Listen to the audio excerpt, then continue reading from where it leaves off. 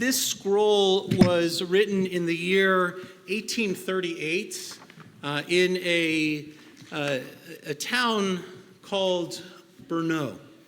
It's actually not a town. It's a city. It's quite a large city.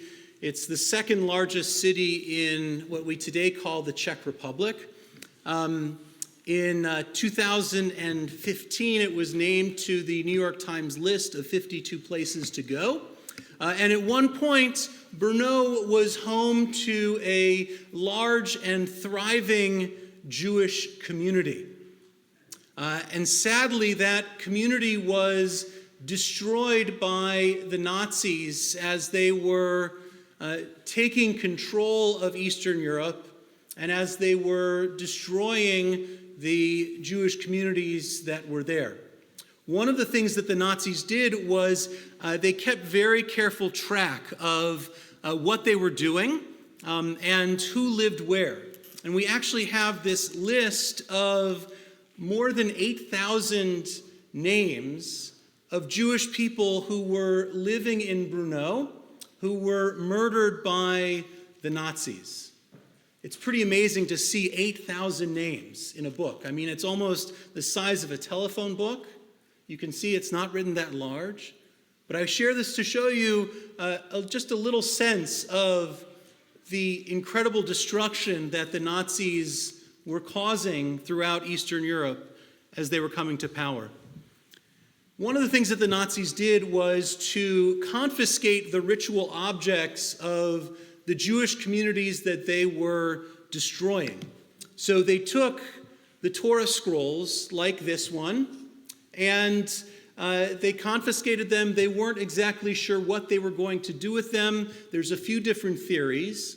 But at the end of the Second World War, this Torah scroll and many others like it were found by the Allied forces, who were not sure what to do with all these Torah scrolls. Now, at the end of war, when you find objects, in general, you try to return them to your rightful owners. But a Torah scroll is very different from a work of art.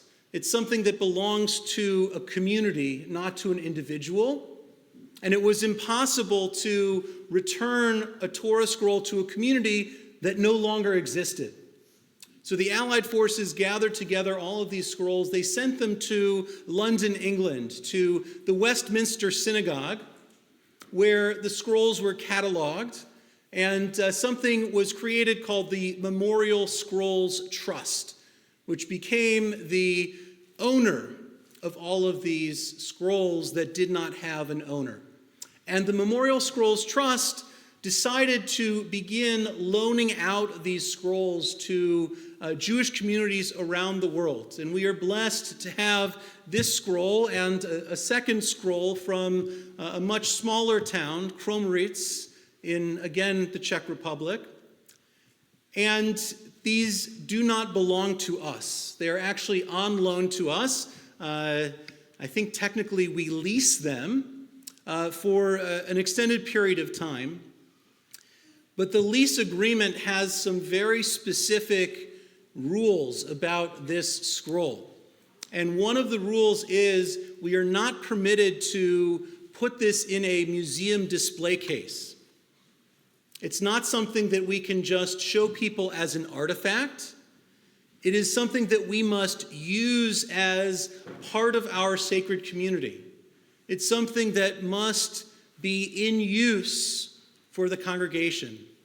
And so it's especially meaningful for Zach to be chanting from this scroll, to be reciting the blessings over this scroll, just like so many of our students before him, many of whom are here today, too many for me to name you all. And just like many who are also here today will be chanting from this scroll in the weeks and months ahead as well. We're at a really important moment in our world where we see anti-Semitism on the rise. We see that what happened before, what the Nazis did, was not just something that happened way back then. It's not just ancient history. we see that there are still people in our world who seek the destruction of the Jewish people. We see there are still people who hate the Jewish people merely because they are Jewish. We see symbols of hatred, of bigotry, of anti-Semitism in our public spaces. We see them in our schools, at Scotts Ridge, at Ridgefield High School, at our elementary schools. We see that this is not ancient history, it's something that continues. The oldest hatred continues to this day. And yet through it all, there's a phrase that we say in Hebrew, Am Yisrael Chai, which means the Jewish people live. And today we are living these words. In spite of all the anti-Semitism in our world, we are living these words, the Jewish people live. Because today Zach is going to be chanting from this scroll. He's going to be connecting himself to the history of this scroll, to a community that was wiped off the face of the earth. And today he's going to be showing that the Jewish people continue to live and continue to grow as he becomes an adult, as he perpetuates our story further into the future. So thank you for listening. I wanted to share